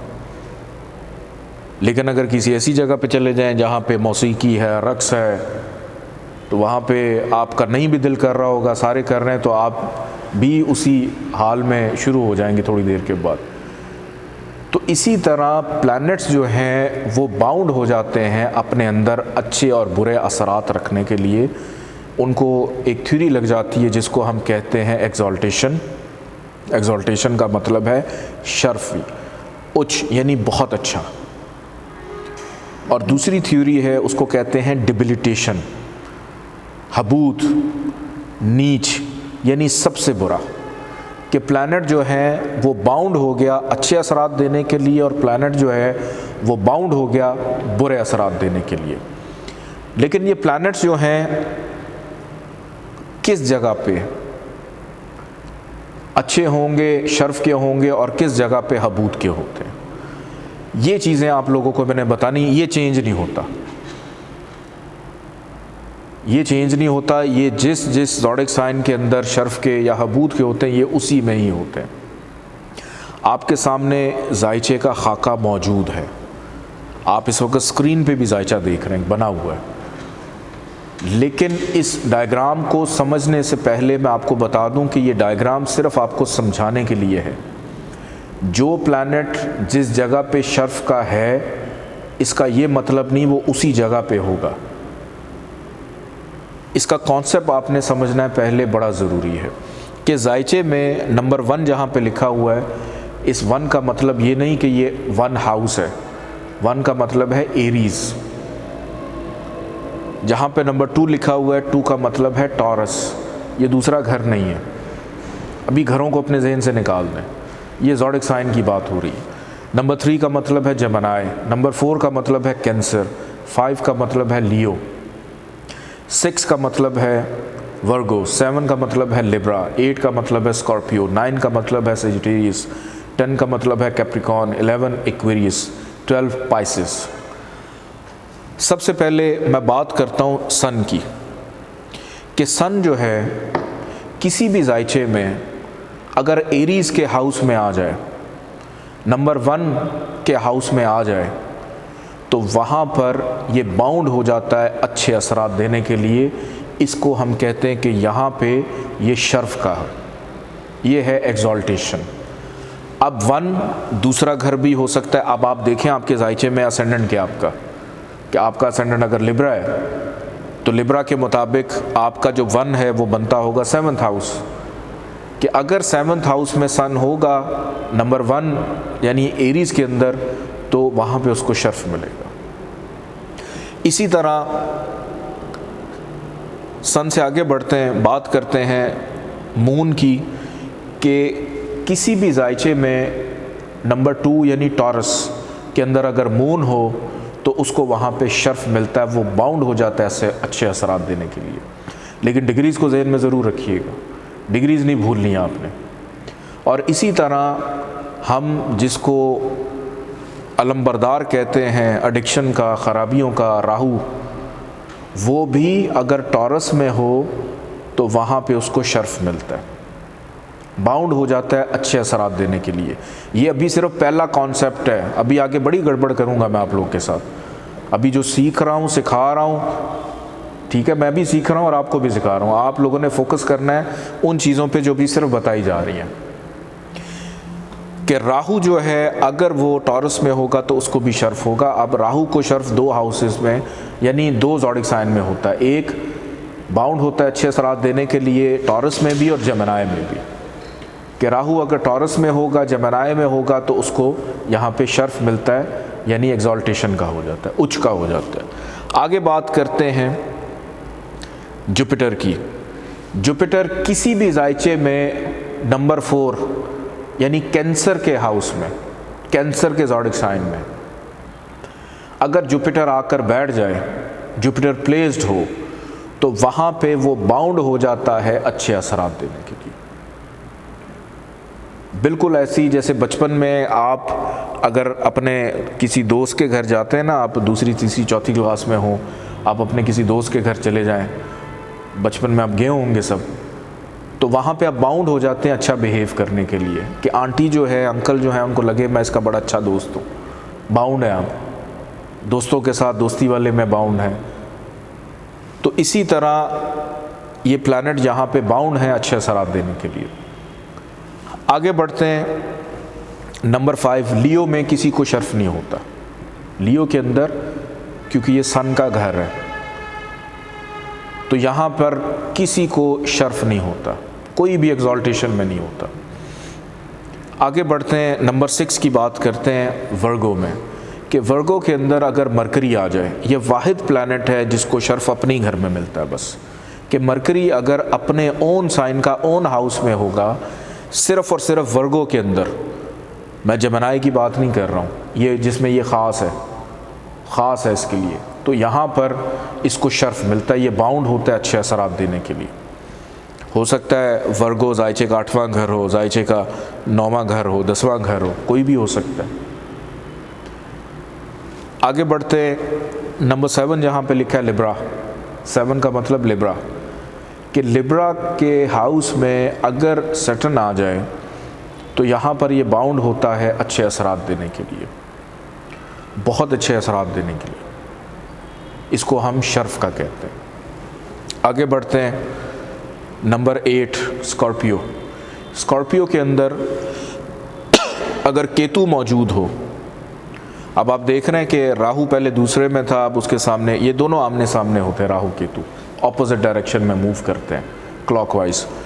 केतु कि अगर उधर राहु को शर्फ है तो डेफिनेटली केतु को भी दूसरी साइड पे शर्फ होगा। आसान सी बात है कि अगर केतु को शर्फ मिल रहा है तो उधर राहु को होगा, राहु को मिल रहा है तो इधर केतु को भी मिल रहा हो, दोनों शर्फ के हो जाएंगे।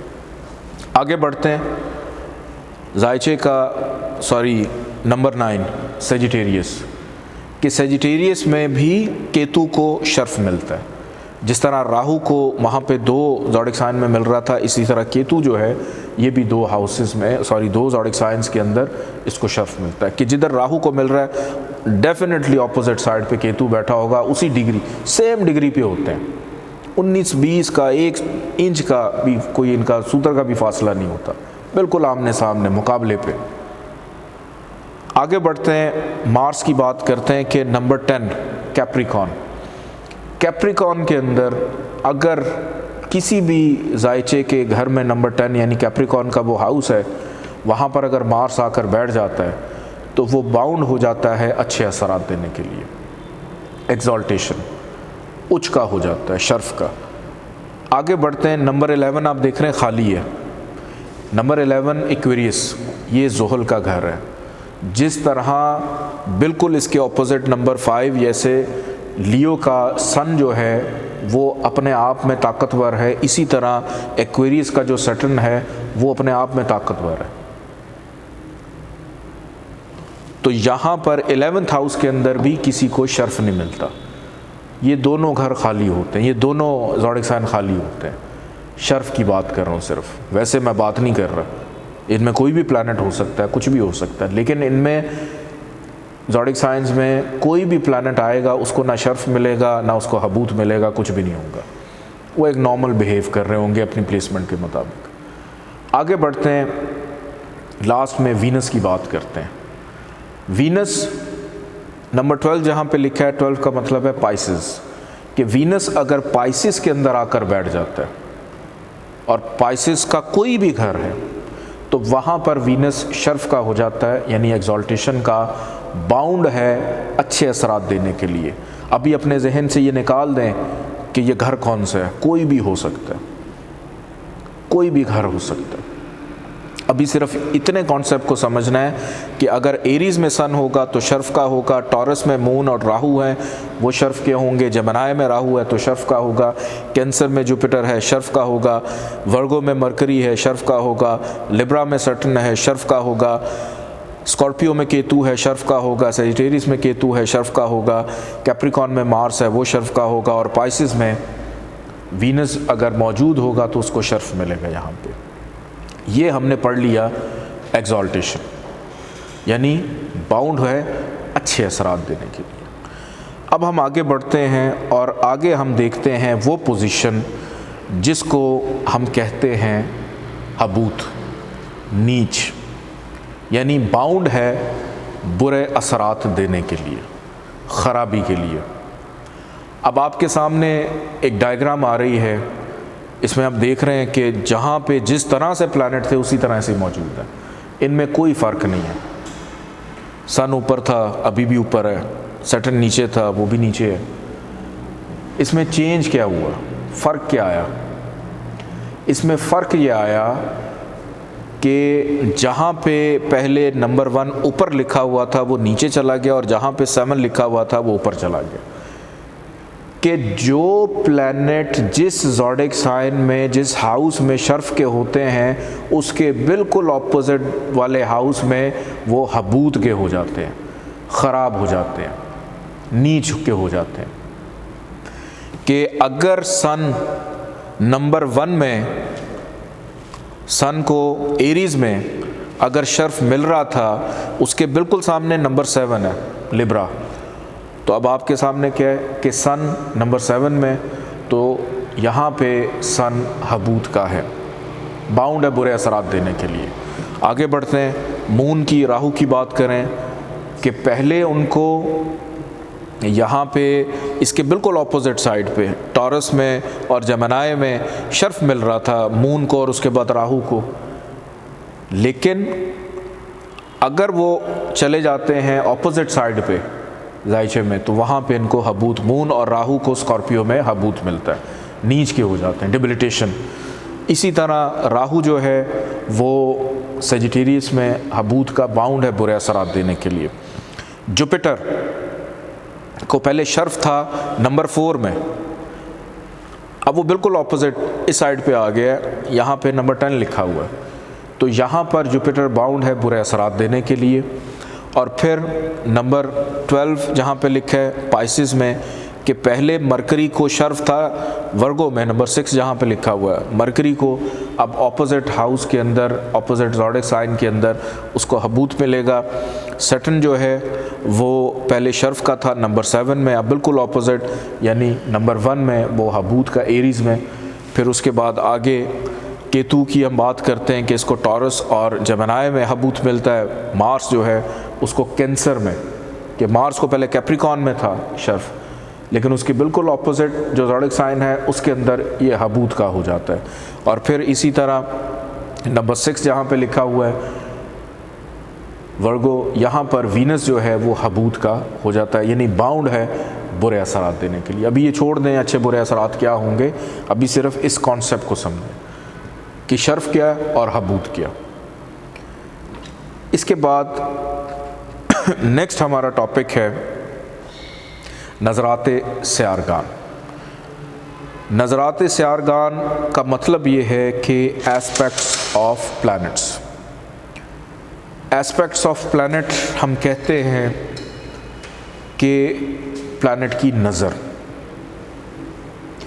जिस तरह से हम लोग देखते हैं सामने कि मुझे नज़र आता है, मेरे तकरीबन कोई इधर 90 डिग्रीज़ और 90 डिग्रीज़ के एंगल में लेफ़्ट राइट मुझे चीज़ें नज़र आती हैं। इसी तरह हर इंसान को नज़र आती है। सिर्फ एक घोड़ा एक ऐसा जानवर है जो सिर्फ अपनी दुम और अपनी ये थोड़ी के नीचे नहीं देख सकता कि क्या है, वो हर तरफ देख रहा होता है। फ़िश आई जो मीडिया से ताल्लुक़ रखते हैं, जो दोस्त बहन भाई हैं, उनको पता है कि फ़िश आई लेंस जो है वो आपके देखने के विज़न को ज़रा वाइड कर देता है, बड़ा कर देता है। लेकिन यहाँ पे बात हो रही है प्लैनेट्स की नज़रों की, कि हम तो देख रहे हैं सामने, लेकिन हमें नहीं पता हमारे पीछे क्या हो रहा है, हमें नहीं पता हमारे लेफ़्ट से थोड़ा पीछे क्या हो रहा है, बस जिधर जिधर तक हमारी नज़र है हम वहाँ तक देख रहे हैं। लेकिन प्लैनेट्स की नज़र कैसे होगी? ना इनकी आँखें हैं, प्लैनेट्स की ना आँखें हैं ना इनकी नज़रें हैं, असल में इनकी वो रोशनी है जो ट्रैवल करती है। जैसे सूरज की रोशनी फैलती है और तमाम के तमाम जो सयारे हैं, तमाम आसमान पे जो आप बुर्ज देखते हैं, आसमान के ऊपर आप सितारे देखते हैं, आसमान पे आप सयारे देखते हैं चमकते हुए, इन सब को कौन रोशनी दे रहा है? सूरज दे रहा है। अब इसी को मैं आगे बढ़ाता हुआ आपसे ये कहता हूँ कि क्या जो चाँद है जो हम रात को चमकता हुआ देखते हैं, क्या उसके अंदर कोई ऐसी चीज़ लगी हुई है जिसकी वजह से वो रोशन होता है? उसको तो रोशनी कहाँ से पहले आ रही है? सूरज उस पर रोशनी डालता है और उस वजह से वो चमकता है, यानी वो लाइट ट्रैवल कर रही है उस पे और फिर वहाँ से वो ट्रैवल करके आ रही है ज़मीन पे। तो जिस तरह से अल्फ़ा गामा रेज़ आपने अक्सर पढ़ी होंगी बचपन में, स्कूल्स में, कॉलेजेस में, आप एक छोटा सा स्पेक्ट्रम मिलता है कि उसको अगर आप सूरज की रोशनी में रखें तो मुख्तलिफ 7 रंगों में फैल जाता है। कि अगर सूरज की रोशनी ट्रैवल करती है, आप मैग्नीफाइंग ग्लास रखें पेपर के ऊपर तो उसको आग लग जाती है। तो बेसिकली होता ये है कि जिस तरह मूवीज़ में आप देखते हैं कि गार के अंदर हीरो जाता है, एक मिरर को साफ़ करके टेढ़ा करता है, उससे एक पे रोशनी जाती है, उससे दूसरे पे जाती है, दूसरे से तीसरे पे, तो इस तरह से लाइट ट्रैवल कर रही होती है, यानी रोशनी अपना असर फैला रही होती है वहाँ पे। तो इसी तरह सयारे भी एक दूसरे से हिट करके अपना असर फैला रहे होते हैं और वो जिस डायरेक्शन में मूव कर रहे हैं सोलर सिस्टम के अंदर, उसके मुताबिक उनकी नज़रात डिफ़ाइन हो चुकी हुई हैं।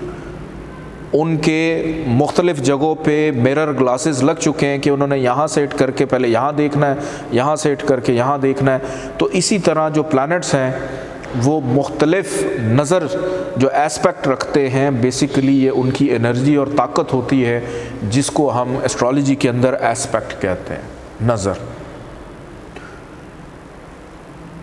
सबसे पहले मैं बात करता हूँ मार्स की, मरीख। कुछ ऐसे सितारे हैं जिनकी एक नज़र है, कुछ ऐसे सितारे हैं जिनकी एक से ज़्यादा नज़रें हैं, वो एक से ज़्यादा जगहों पे देख रहे होते हैं। मार्स की 3 नज़रें, 3 कि जहाँ पर बैठता है वहाँ से चौथी नज़र भी रखता है, वहाँ से 7वीं नज़र भी रखता है और वहाँ से 8वीं नज़र भी रखता है।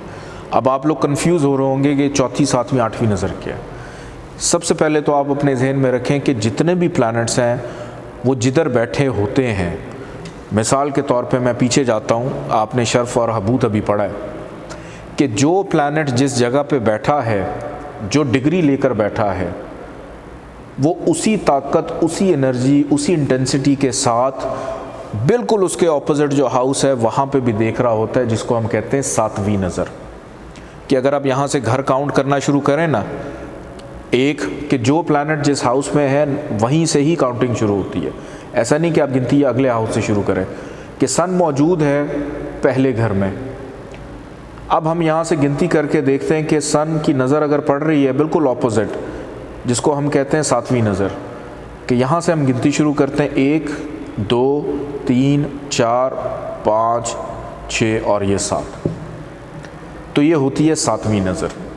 और हर प्लैनेट अपनी 7वीं नज़र रखता है और बिल्कुल उसी ताकत के साथ वो नज़र रखता है जिस नज़र से वो उस जगह पे बैठा है, जिस हाउस में मौजूद है, उसी ताकत से दूसरे घर को भी देख रहा होता है, यानी उस घर को भी कंट्रोल कर रहा होता है। आसान लफ्ज़ों में कि अगर ये हाउस मेरा है और मेरी डिग्री 15 है तो मेरे सामने वाला भी मेरा ही है, क्योंकि मेरी डिग्री 15 और दोनों पे मेरी कुव्वत, एनर्जी, ताकत सेम है। कि अगर सन जो है पहले घर में मौजूद है तो इसका ये मतलब है कि यहाँ पे जो वो नज़र रख रहा है तो इस हाउस में भी वो अपने फुल असरात दे रहा होगा जो उसकी डिग्री इसको देती है। डिग्री को ज़हन में रखिएगा। अब बात करते हैं मार्स की, वापस आता हूँ, 7वीं नज़र तो आपको समझ आ गई। अब मार्स की हम बात करते हैं कि मार्स की हैं पहली नज़र है चौथी, नंबर 4, कि जिधर बैठा होगा वहाँ से आगे चौथे घर में देख रहा होगा। मैं वापस जाता हूँ उसी डायग्राम पे। लेट सपोज़ मार्स बैठा हुआ है, ये फॉर एग्जांपल ये मौजूद है यहाँ पे, जहाँ पे बैठा है वहीं से हम गिनती शुरू करते हैं 1, 2, 3, 4 के असेंडेंट को देख रहे हैं कि मार्स जिस डिग्री की ताकत, कुव्वत, एनर्जी, इंटेंसिटी से जिस जगह पे मौजूद है वो लगन में भी है, वहाँ पे खुद नहीं है लेकिन वो वहाँ देख रहा है, वहाँ पे भी वो अपना असर और रसूख रख रहा है, वहाँ पे भी उसकी वही ताकत, एनर्जी होगी जो उसकी आपके सामने जहाँ से हमने उसकी गिनती शुरू की थी। और इसके बाद आगे बढ़ते हैं, तीसरी नज़र इसकी 8वीं, कि जिस तरह से हमने इसकी चौथी नज़र देखी, अब हम देखते हैं इसकी 8वीं नज़र। और 8वीं नज़र के लिए हम वापस जाते हैं, वहीं पे देखेंगे ये मार्स है, मरीख, 1, 2, 3, 4, 5, 6, 7, 8 कि मार्स जो है, अब आप इस बंदे को कह सकते हैं मरीख मेल प्लैनेट है, 5वें घर पे नज़र डाल रहा है, बेटा हो सकता है। सवाल आया था ना कि 5वें घर में अगर कुछ भी ना हो तो हम कैसे किसी को प्रेडिक्शन करेंगे कि बेटा होगा या बेटी होगी। अब ये देखें कि मार्स कहीं और बैठा हुआ है और वहाँ से नज़र डाल रहा है 5वें घर पे। अगर घर खाली है, ये इसी को ही हम मिसाली जायचा ले लेते हैं, घर खाली है, कोई कुछ भी नहीं है वहाँ पे, लेकिन मार्स ने नज़र डाल, एक मेल प्लैनेट देख रहा है उस हाउस को, तो आप प्रेडिक्ट कर सकते हैं कि बेटा होगा। तो इसी तरह 7वीं नज़र यहाँ पे है तो बिल्कुल सामने इस घर को भी देख रहा होगा। आगे बढ़ते हैं, सैटर्न की भी 3 नज़रें, तीसरी, पहली नज़र, फिर 7वीं और 10वीं नज़र। मैं अब आपको जल्दी से बताता हूँ कि इसको हम किस तरह से देखेंगे। लेट्स सपोज़ ये सैटर्न है, इसकी पहली नज़र है तीसरी, जहाँ पे है वहीं से हम गिनती शुरू करते हैं। 1, 2 और ये 3, 9वें घर को देख रहा है। 7वीं नज़र 1, 2, 3, 4, 5, 6, 7।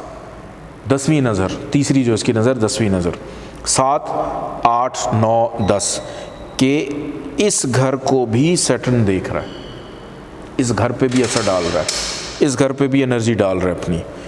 इसके बाद आगे बढ़ते हैं जुपिटर, राहु और केतु।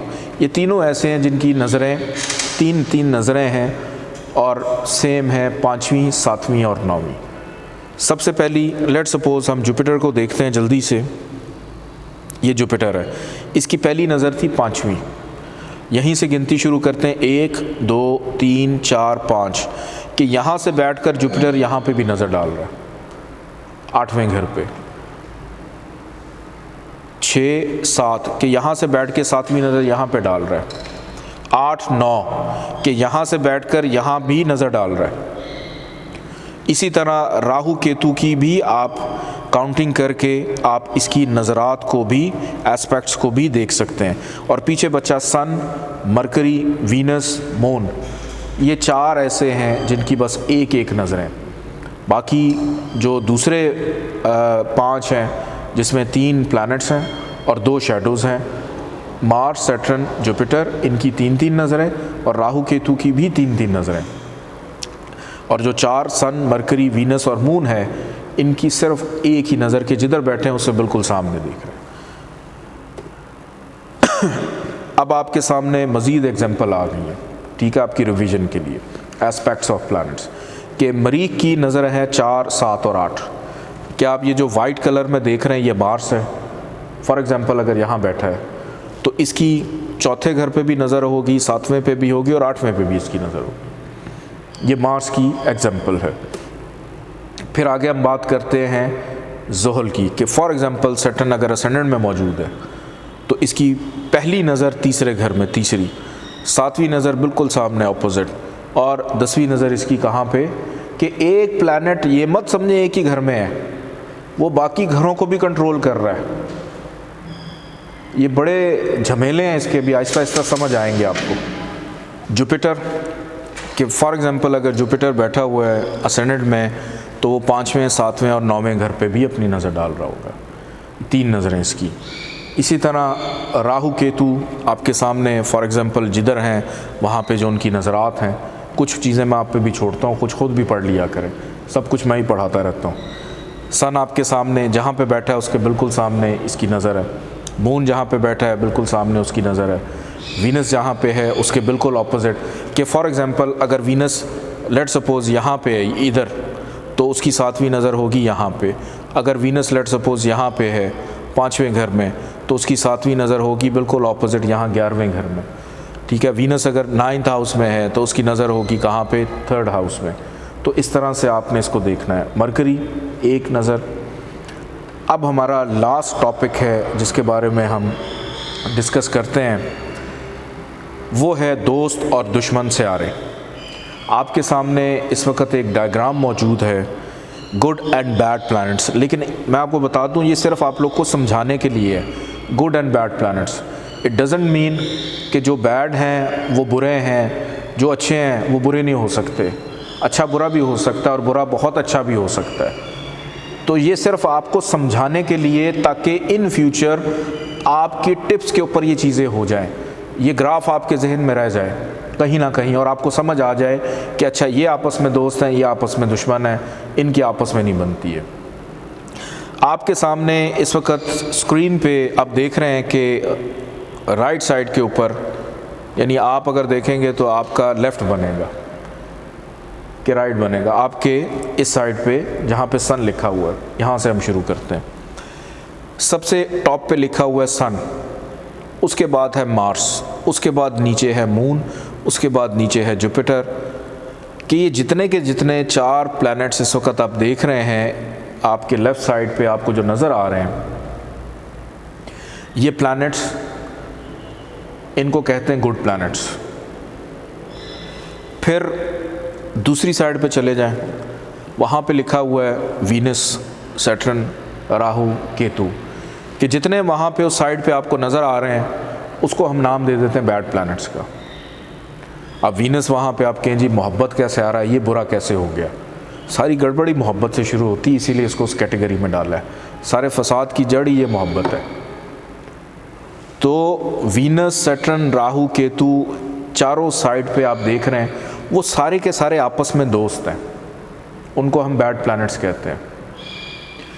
और नीचे आप देख रहे हैं लिखा हुआ है मरकरी, अतारद, कि मरकरी जो है इसको हम कंसिडर करते हैं ये एक न्यूट्रल प्लैनेट है, मेरी तरह का मासूम है, ये हर किसी का दोस्त है, इसका दुश्मन कोई नहीं है। लेकिन दो ऐसे प्लैनेट्स हैं जिसके साथ इसकी नहीं बनती है। ठीक है, अब ये आप ये ना आपके जहन में आ जाए कि मेरी बेगम से नहीं बनती है, ऐसी बात बिल्कुल नहीं है। तो जितने के जितने प्लैनेट्स आपको लेफ़्ट साइड पर नज़र आ रहे हैं ये आपस में दोस्त हैं, कि सन मार्स का दोस्त है, सन मून का दोस्त है, सन जुपिटर का दोस्त है, ये फ्रेंडली प्लैनेट्स हैं एक दूसरे के साथ। और इसी तरह मार्स की दोस्ती सन से है, मार्स की दोस्ती मून से है, मार्स की दोस्ती जुपिटर से है। फिर मून की बात करें तो मून सन मार्स जुपिटर का दोस्त है। जुपिटर की बात करें तो जुपिटर ऊपर वाले जितने तीन हैं सन मार्स मून, इन तीनों से दोस्ती है इसकी, फ्रेंडली है, एक दूसरे को फ़ायदा देते हैं कि जायचे में जहाँ भी होंगे दोस्त के साथ उसको फ़ायदा देंगे। अब दूसरी जानिब अगर हम बात कर रहे हैं जहाँ पे बैड प्लैनेट्स लिखा है कि वीनस जो है उसकी दोस्ती है सैटर्न के साथ, वीनस जो है उसकी दोस्ती है राहु के साथ, वीनस की दोस्ती है केतु के साथ। सैटर्न की दोस्ती वीनस के साथ है, राहु केतु के साथ है। राहु केतु दोस्त हैं वीनस सैटर्न और केतु के। केतु दोस्त है वीनस सैटर्न और राहु का। कि जितने प्लैनेट्स इस साइड पे हैं वो आपस में दोस्त हैं और जितने उस साइड पे लिखे हुए हैं वो सब आपस में दोस्त हैं, फ्रेंड्स हैं। और यही प्लैनेट्स एक दूसरे के साथ ऑपोजिट दुश्मन है, कि सन की वीनस सैटर्न राहु से नहीं बनती, मार्स की वीनस सैटर्न राहु केतु से नहीं बनती, मून की वीनस सैटर्न राहु केतु से नहीं बनती, जुपिटर की वीनस सैटर्न राहु केतु से नहीं बनती। इसी तरह वीनस की सन मार्स मून जुपिटर से नहीं बनती, सैटर्न की सन मार्स मून जुपिटर से नहीं बनती। राहु केतु भी सन मार्स जुपिटर और मून के एंटी हैं, मुखालिफ हैं। मैं इनको ये कहूँगा कि एक दूसरे के मुखालिफ हैं, एंटी हैं। अब नीचे बचा एक मस्कीन सा आदमी, वो है मरकरी। मरकरी को आप देख रहे हैं कि आपके राइट साइड पे वीनस सैटर्न राहु केतु जो लिखे हुए हैं वहाँ जितने भी प्लैनेट्स हैं उन सब के साथ ये दोस्ती रखता है, ये सबका दोस्त है। और इस साइड के ऊपर सन की अगर मैं बात करूं और जुपिटर की बात करूं, सिर्फ और सिर्फ सन और जुपिटर के साथ इसकी दोस्ती है। मरकरी की सिर्फ दो ऐसे प्लैनेट हैं जिसके साथ दोस्ती नहीं है, वो है मार्स और मून। ये दो ऐसे प्लैनेट हैं जिसकी मरकरी की नहीं बनती, क्योंकि मरकरी को बिल्कुल भी, इसको हम कहते हैं, ये निज़ाम शमसी के अंदर ना इसको कहते हैं मुंशी से आ रहा है, अकाउंटेंट है। और अकाउंटेंट के पास हिसाब किताब पैसा होना तो उसको अच्छा नहीं लगता कि वो एक ऐसे शख्स को दे दे जो पैसे का ज़या भी करे या पैसा जो है किसी को तकलीफ़ जंगो जदल में इस्तेमाल करे।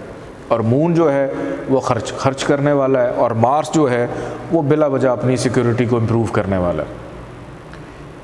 तो मरकरी की नहीं बनती है मार्स और मून से। अब यहाँ पे एक कॉन्सेप्ट आप लोगों का मैं क्लियर कर दूँ, बस इस चार्ट को आप याद कर लेंगे, आपकी सारी चीज़ें क्लियर हो जाएंगी। कुछ जगहों पे आपको मिलेगा कि मरकरी और जुपिटर एक दूसरे के दुश्मन हैं, एक दूसरे के दोस्त नहीं हैं। लेकिन अगर आप पिछली क्लास को थोड़ा सा रिवाइज़ करें उसके अंदर कि यहाँ पे मैंने मरकरी और जुपिटर को आपस में दोस्त कंसिडर किया है। क्यों किया है? एक इल्म है, एक अक्ल है। क्या एक इल्म बग़ैर अक्ल के इस्तेमाल हो सकता है? क्या एक अक्ल बग़ैर इल्म के इस्तेमाल हो सकती? बिल्कुल नहीं हो सकती। तो जितनी भी मिथ्स हैं कि जुपिटर और मरकरी को एक दूसरे का दुश्मन करार देने की, वो सारी की सारी मिथ्स गलत हैं। कि मरकरी और जुपिटर जो हैं ये दोनों के दोनों प्लैनेट्स आपस में दोस्त हैं, क्योंकि ये दोनों अलग नहीं हो सकते। कि एक किताब अगर पढ़ी है वो किसी काम की नहीं है अगर उसको पढ़ने वाला कोई नहीं है, उसको इस्तेमाल करने वाला कोई नहीं है। अगर आपके गैराज में गाड़ी खड़ी है वो किसी काम की नहीं है अगर उसको चलाने वाला कोई नहीं है। तो इसी तरह बग़ैर ड्राइवर के ना गाड़ी चलती है, ना किताब पढ़ने वाला जो है वो किताब उसके हाथ में होगी तो वो पढ़ेगा। तो इसी तरह मरकरी और जुपिटर जो है इनका आपस में अटूट रिश्ता है, ना टूटने वाला, ये दोनों कभी अलग नहीं हो सकते। तो आपको मैं फिर से एक दफ़ा बता दूं कि good and bad planets doesn't mean कि ये आपस में सारे दुश्मन हैं या सारे दोस्त हैं। ये सिर्फ आप लोगों की कुछ कॉन्सेप्ट और थ्योरीज़ को क्लियर करने के लिए आप लोगों को मैं बता रहा हूँ कि ये आपस में दोस्त हैं, वो आपस में दोस्त हैं, एक दूसरे के ये दुश्मन हैं। एक जो है सबके साथ दोस्ती रखता है, सिर्फ दो के साथ उसकी नहीं बनती है। इसका क्या इम्पैक्ट होगा, इसका क्या असरात होंगे, वो इंशाल्लाह जब हम पढ़ने के लिए जाएंगे तब हम इसको सीखेंगे भी, समझेंगे भी, अंडरस्टैंड भी करेंगे। स्क्रीन पे आप नंबर देख रहे हैं, कोई भी क्वेश्चन, कोई भी सवाल, अब हमने चूँकि क्लास एक दिन पहले होती तो कोशिश करें कि ट्यूसडे तक आप लोगों के जो भी क्वेश्चंस हैं वो आप ट्यूसडे तक भिजवा दिया करें।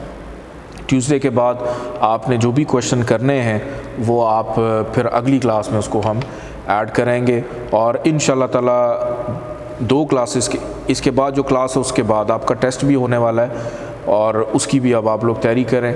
और इस दफ़ा जो बच्चा टेस्ट नहीं देगा उसके साथ सख्ती से निपटा जाएगा। बहुत शुक्रिया, अल्लाह हाफ़िज़।